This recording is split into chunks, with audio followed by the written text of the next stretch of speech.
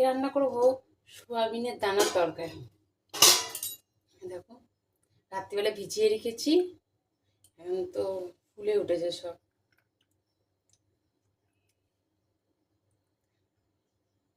এটাকে সেদ্ধ বসিয়ে দিই।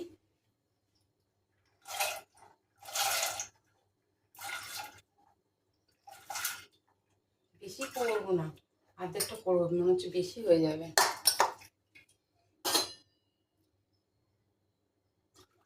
জলটা কমিয়ে দিই। দেখো, মধ্যে একটু নুন দিয়ে দেবো পরিমাণ মতো। এটাকে সেদ্ধ বসিয়ে দেবো।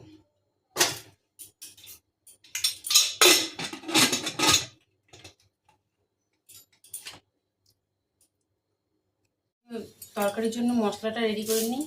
রসুন, আদা আর পেঁয়াজ।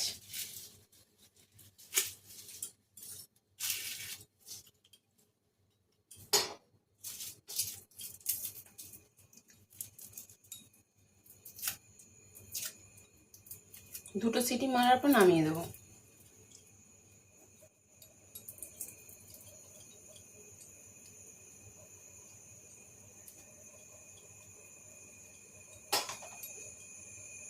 আদা রসুন ছাড়ানো হয়ে গেছে, এবার মিক্সারে দিয়ে দিই। পেঁয়াজটা এর সাথে দেবো না, পেঁয়াজটা ঝিঝি করে কেটে তেলে ফ্রাই করি।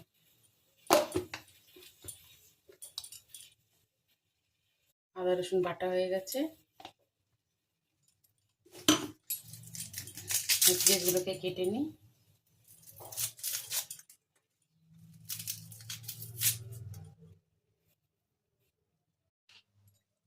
পেঁয়াজ টমেটো নিয়ে নিয়েছি, আমাদের গাছের টমেটো, অনেক বড় বড় হয়েছে, দেখতেই পাচ্ছ, অনেক বড় বড়। এটা দেবো, পেঁয়াজগুলো কেটে নিই। প্রথম কড়াইটা তেল দিয়ে দিই।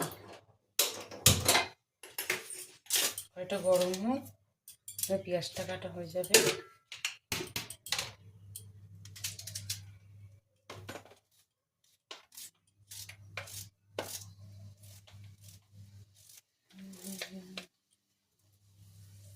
তেল দিয়ে দিয়েছি, জিরে দিয়ে দিলাম ফোড়নে, কাটা পেঁয়াজগুলো,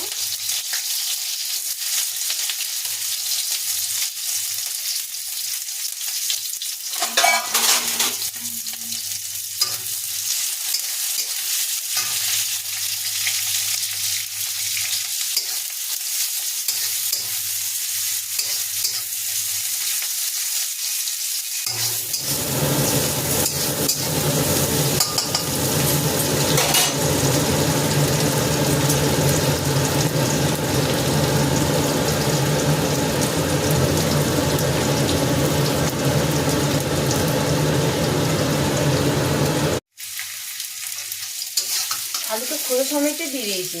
সবাই বলে নাকি আলুর খোসাতে বেশি ভিটামিন, আলুর খোসা আমরা ফেলে দিই, উপকার জিনিসটাই ফেলে দিই, এবং খোসা সমেত দিয়ে দিলাম। দেখি কী কী ভিটামিন খেতে যায়।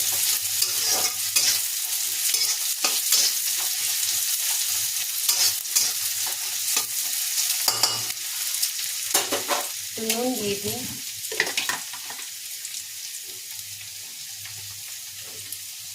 সোয়াবিনের দানাগুলোতে তো নুন দেওয়া আছে, কিন্তু অল্প নুন দিলাম।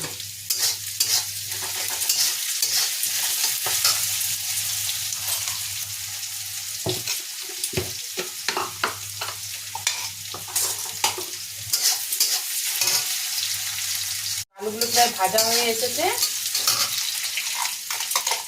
বেশি হলে আলু ভাজা লাগবে। এখন মশলাটা দিয়ে দিই, আদা রসুন পেস্টটা।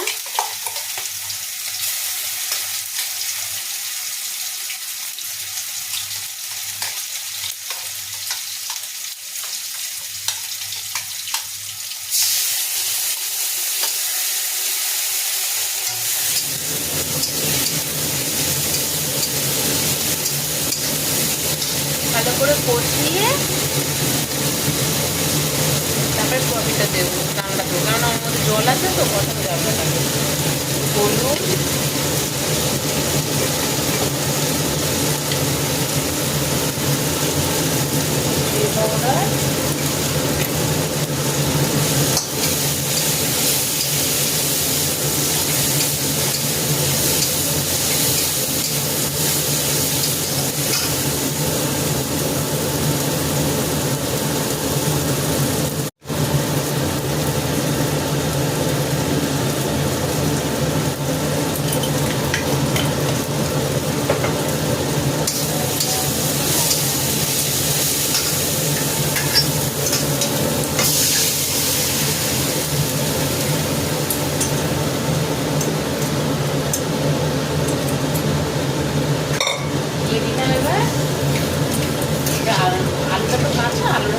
দেবো, যাবে না।